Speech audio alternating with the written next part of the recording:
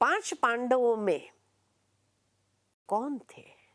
सबसे पहला युधिष्ठिर। कि युद्ध जैसी परिस्थिति में भी जो स्थिर बुद्धि है, धर्मराज जिसको कह, जो धर्म के आचरण पर चलने वाला, इस संसार के अंदर जहां हर एक की मनस्थिति विचलित रहती है, वेवरिंग माइंड हो गया है, ऐसे समय में स्थिर बुद्धि वाले, स्टेबल माइंड एंड इंटेलेक्ट वाले कितने परसेंटेज लोग होंगे? ओनली 1%। दूसरा नंबर है भीम, अर्थात शक्तिशाली आत्मा, जिसके पास स्ट्रॉन्ग विल पावर है, दृढ़ निश्चय शक्ति है, दृढ़ता की शक्ति हो। आज जब दुनिया के अंदर लोगों का कॉन्फिडेंस खत्म हो रहा है, ऐसे दुनिया के अंदर स्ट्रॉन्ग विल पावर, दृढ़ता की शक्ति के साथ जीने वाले कितने परसेंटेज लोग होंगे? ओनली 1%। तीसरा नंबर है अर्जुन। अर्जुन यानी जो अर्जन करना जानते हैं, अर्जित करने का भाव रखते हैं, अच्छी बातों को ग्रहण करना जानते हैं। आज दुनिया के अंदर जब चारों ओर नेगेटिविटी हो, ऐसे नेगेटिव एनवायरनमेंट में सकारात्मकता को ग्रहण करने वाले कितने परसेंटेज लोग होंगे? ओनली 1%। ये थे अर्जुन। चौथा नंबर नकुल। नकुल यानी जो नियमों पर चलने वाले, सिद्धांतों पर जीवन जीने वाले। जहां आज दुनिया के अंदर लोगों के जीवन में कोई नियम सिद्धांत ही न हो, ऐसे समय में नियमों पर चलने वाले कितने परसेंटेज लोग होंगे? ओनली 1%। और 5वां नंबर है सहदेव, जो सहयोग देना जानते हैं, क्योंकि उन्हें दिव्य दृष्टि का वरदान प्राप्त था, तो वो सहयोग समय पर, सही समय पर, सही स्थान पर, सही तरीके से सहयोग देना जानते थे। आज दुनिया में सहयोग देने वाले तो बहुत लोग हैं, परंतु सहयोग देने के पीछे का आशय रहता है कि मेरी नेम प्लेट जरूर लगनी चाहिए, लोगों को पता चलना चाहिए मैंने इतना सहयोग किया है, या मेरा सम्मान होना चाहिए, तब मैं इतना सहयोग दूं। परंतु सहदेव ने जब सहयोग दिया तो बिना किसी अपेक्षा के, आज की दुनिया में बिना किसी अपेक्षा के सहयोग देने वाले कितने परसेंटेज लोग होंगे? ओनली 1%। तो ये थे 5 पांडव। आप क्या समझते हो? कौन से पांडव हो? युधिष्ठिर हो, स्थिर बुद्धि वाले, स्ट्रॉन्ग विल पावर वाले भीम हो, अच्छी बातों को ग्रहण करने वाले अर्जुन हो, नियमों पर, सिद्धांतों पर जीवन जीने वाले नकुल हो, या सहयोग देने वाले सहदेव हो? गीता का ज्ञान तो हमेशा पांडवों के लिए होता है, और इसीलिए आज आप ये गीता ज्ञान सुन रहे हैं तो अवश्य पांडव तो है, परंतु ये डिसाइड करना होगा कि कौन से पांडव है। लेकिन जिस मंच से मैं देख रही हूं, तो यही महसूस होता है कि आज हर कोई सुनने वाला अर्जुन बैठा है, जो अच्छी बातों को अर्जित करने के भाव से बैठा है। मुबारक हो ऐसे अर्जुनों को, बहुत बहुत मुबारक हो पांडव बनने के, भगवान के साथ प्रीत बुद्धि बनने के। दूसरी ओर अधर्म पक्ष के वाचक कौरव, जिसमें धृतराष्ट्र यानी जो अभिमान से युक्त, राजसत्ता, बाहुबल, भूमि के अभिमान से युक्त, और दूसरी ओर उसकी पत्नी गांधारी, जो देखते हुए देखना नहीं चाहती थी, आंखों पर खुद पट्टी बांध लिया। जब मैं इसका अध्ययन कर रही थी तो मन में एक विचार आया कि आज अगर किसी का पति किसी कारणवश नेत्रहीन हो जाए तो उसकी पत्नी को उसका सहारा बनना चाहिए या खुद भी आंखों पर पट्टी बांध लेनी चाहिए? आपका विवेक क्या कहता है? विवेक यही कहता है कि पत्नी को उस पति का सहारा बनना चाहिए।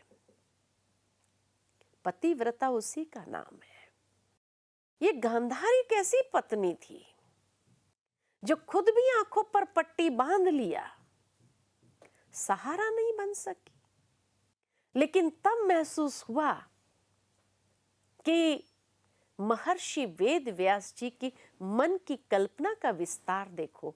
आज से 5000 साल पहले उन्होंने इस बात को देखा था कि कलयुग के अंदर जब एक पति अपने अहंकार में अंधा होकर के गलत आचरण करता है तो उसकी पत्नी जानते हुए, देखते हुए, समझते हुए उसको रोकने का प्रयास नहीं करती। उस समय वो खुद भी अपनी आंखों पर पट्टी बांध लेती है, सत्य की दृष्टि से अंधी हो जाती है और देखना नहीं चाहती है। आज ऐसी कितनी गांधारियां हैं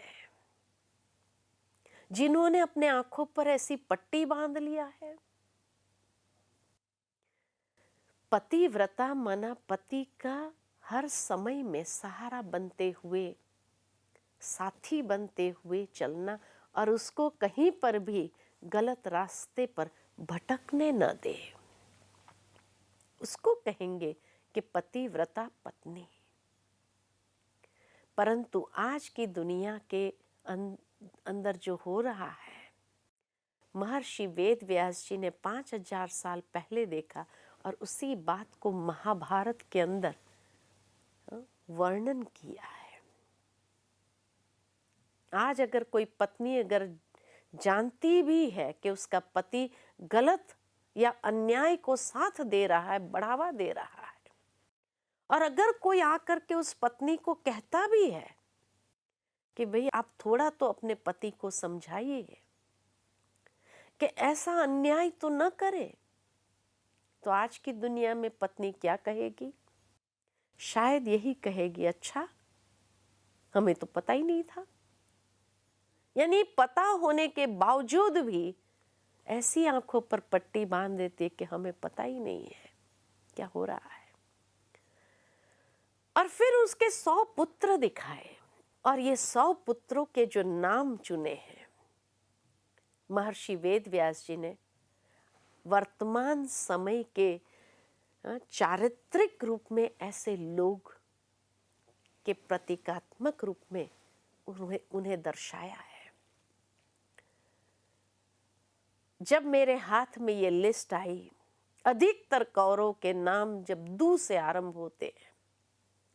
दू का मतलब है दुष्टता या दुर्व्यवहार करने वाले या दूसरों को दुख देना जो जानते हैं। तब मेरे मन में विचार आया कि आज की दुनिया में भी माँ बाप, कलयुग में माँ बाप भी बच्चों के नाम इतने सुंदर रखते हैं, चुन चुन करके रखते हैं, इतने सुंदर भाव के साथ रखते हैं। तो ये धृतराष्ट्र और गांधारी कैसे माँ बाप थे जो उन्होंने अपने बच्चों के नाम दू से रखे?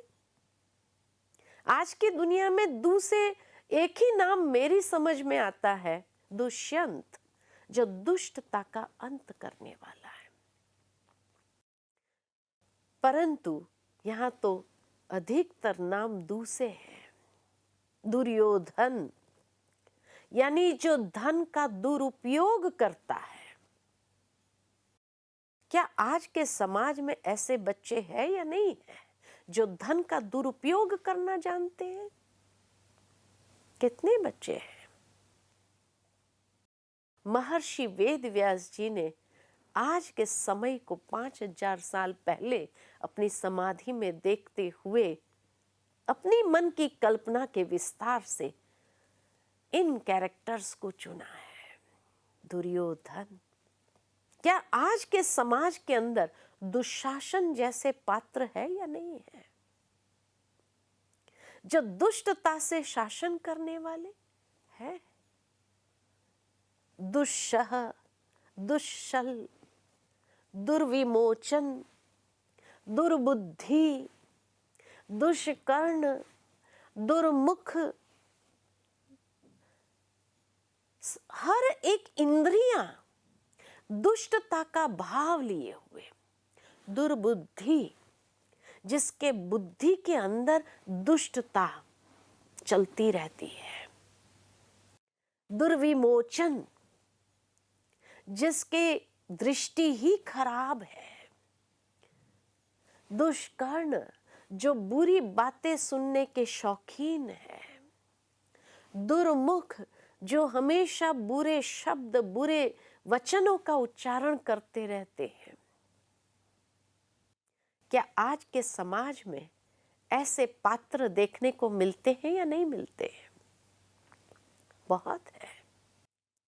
और लास्ट में एक बहन, वो भी दुश्शीला।